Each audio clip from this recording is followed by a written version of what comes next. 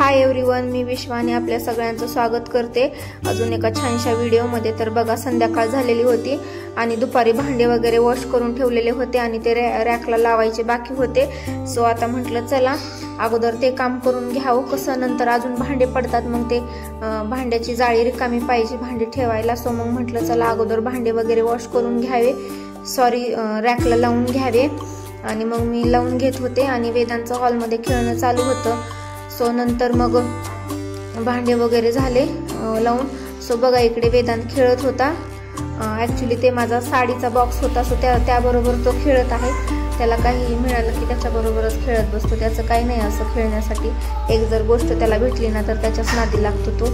नंतर मग गच्चीवरती कपडे वाळायला टाकलेले होते, सो मी ते आणायला गेले आणि कपडे वगैरे घेऊन आले वरून। सो नंतर कपड्यांना फोल्ड करायचं होतं, लगेच कसं फोल्ड करून ठेवलं म्हणजे लगेच होऊन जातं, नाही तर मग तसंच ते काम रेंगाळत बसतं, कंटाळा येतो। नंतर मग वाटते जाऊ द्या करता येईल असं होतं। सो मग आणले आणि लगेच म्हटलं चला घड्या घालून घ्याव्या। सो बघा, त्या भिंतीवरती चित्र दिसत आहेत ना तुम्हाला, सो ते वेदांतने काढलेले आहेत।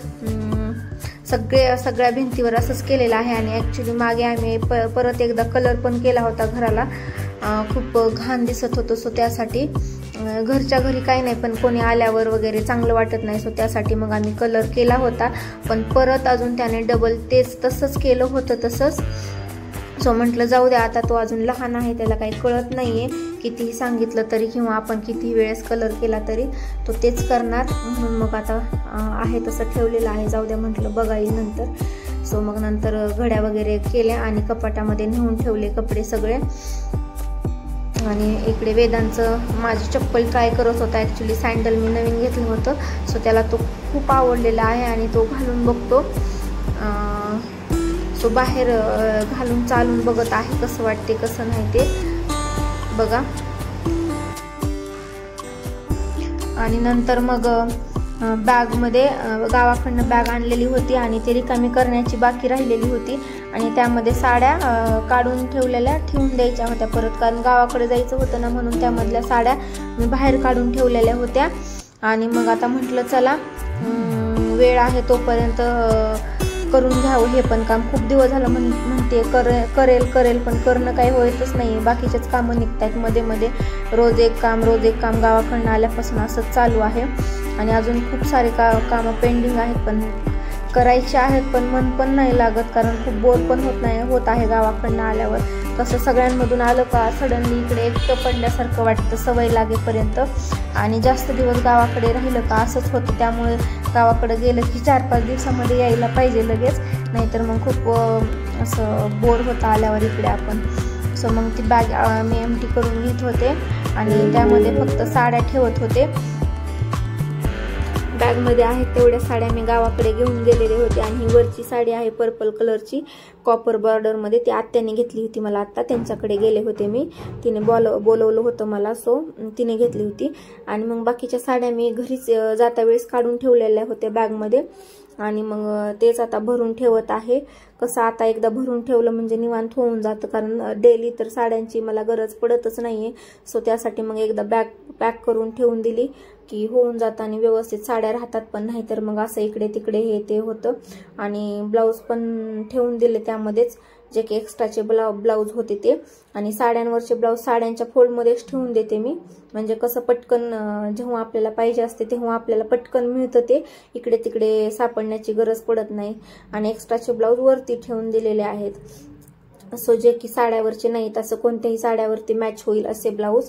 आणि नंतर हे मग बॅगमधले काढलेले कपडे, घड्या तर ऑलरेडी होत्याच त्याच्या, सो फक्त उचलले आणि कपाटामध्ये नेऊन ठेवलेले आहेत। आणि खूप कपडे झाले होते गावाकडे गेल्यावर, पण कसं जाताना आपण कमी घेऊन गेलेलं असलं ना तरी पण गावाकडे इकडे तिकडे फिरण्यात आलं का पाहुणे कपडे घेतात, सो त्यासाठी खूप बॅग फुल झालेली होती। आणि बाहेर बघा वेदांचं खेळणं चालू आहे। आणि नंतर थोडंफार ते मेकअपचं सामान वगैरे ते पण बॅगमध्ये होतं, ते पण काढून घेतलं मी।